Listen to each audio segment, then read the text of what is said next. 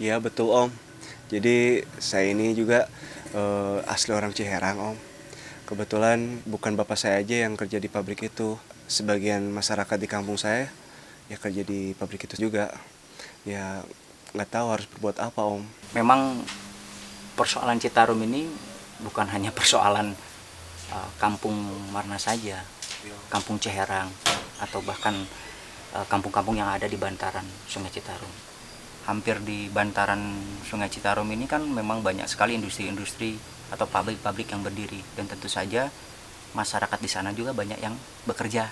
Tetapi persoalan Citarum ini adalah persoalan global, persoalan di mana pencemarannya dilakukan oleh seluruh industri yang memang ada di bantaran itu. Negara-negara selain Indonesia yang membuat tekstil di Citarum itu juga mestinya memiliki tanggung jawab yang sama. Kita seringlah melihat bagaimana aksi-aksi massa yang juga mungkin sekarang ini ingin dilakukan oleh teman-teman itu berujung konflik. Dan yang kita khawatirkan adalah konfliknya horizontal. Apalagi sekarang Bapak Marna itu juga seorang security di pabrik tersebut. Karena abainya negara, dalam hal ini pemerintahan, terutama yang di Sungai Citarum ini, ya Citarum jadi berlarut-larut. Citarum semakin sakit, semakin tercemar, dan mungkin kita tidak bisa membayangkan bagaimana Citarum ke depan. Nah, untuk memperlihatkan semua itu, karena bisa jadi mereka nggak percaya atau mereka nggak tahu sebenarnya, Om punya footage di mana si pabrik-pabrik itu membuang toksiknya ke Citarum. Boleh kita lihat Om? Ya, silakan. Mari kita lihat. Ini footage Om yang Om dapatkan di Citarum. Oke, Dinda, karena coba lihat footage Om ini. Ini sawah Om? Ya, ini sawah yang terkena aliran toksik itu. Kalian bisa bayangkan bagaimana kalau bulir-bulir padi itu terkena toksik. Persoalan Citarum ini bukan hanya persoalan warga Ciherang saja atau warga-warga sekitar bantaran Sungai Citarum, tetapi persoalan Citarum sudah menjadi persoalan dunia. Mungkin kita mesti melakukan aksi-aksi nyata. Contohnya misalnya LSM Dinda dan warga Marna membuat sanitasi bersama supaya limbah warga tidak lagi masuk ke Citarum.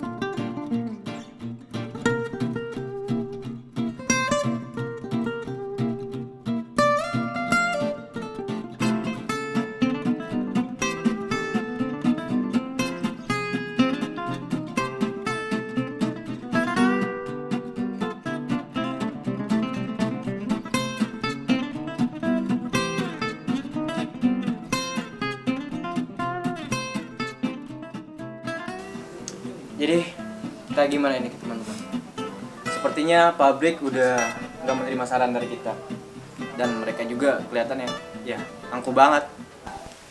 Iya bang, abang sendiri tahu kan apa yang mereka ungkapkan ke kita? Saya setuju kata Ali bang. Gak ada lagi cara lain selain kita harus demo itu pabrik bang. Tunggu. Sebelum kita demo, baiknya saya jelasin masukan dari Om Yofik. Betul Bang. Mungkin bisa memberikan solusi yang baik untuk menanggulangi permasalahan Citarum ini. Betul Bang. Oke, kalau kayak gitu coba kamu paparkan. Sebenarnya ada cara-cara lain yang dapat kita lakukan agar tidak menjurus kepada konflik horizontal. Ya, seperti adanya kerjasama antar anggota masyarakat untuk membuat wadah sanitasi bersama, agar limbah masyarakat tidak langsung terbuang ke sungai. Yang Yang kedua, kerjasama yang dilakukan oleh segenap masyarakat di bantaran sungai untuk kerja bakti melakukan bersih-bersih sungai. Meski ya akan melalui proses panjang. Yang terakhir, itu membuat atau membangun instalasi biogas yang berasal dari kotoran-kotoran sapi, hingga kotoran tersebut ya tidak langsung terbuang ke sungai. Mungkin yang dipaparkan oleh Dinda tadi, ya kalau menurut saya sendiri itu cukup elegan. Selain kita tidak perlu berdemo, ya itu juga ya mengurangi sebuah konflik, apalagi Marna. Benar? Ya betul. Setelah saya mendengar pemaparan dari Dinda dan Marna, memang saya pikir ini memang cara yang lebih efektif untuk kita menanggulangi permasalahan ini. Kita seolah-olah menelanjangi mereka di depan masyarakat ini. Ya. Berarti setuju semuanya? Setuju. Oke. Kalau kayak gitu, kita lakukan. Oke, siap.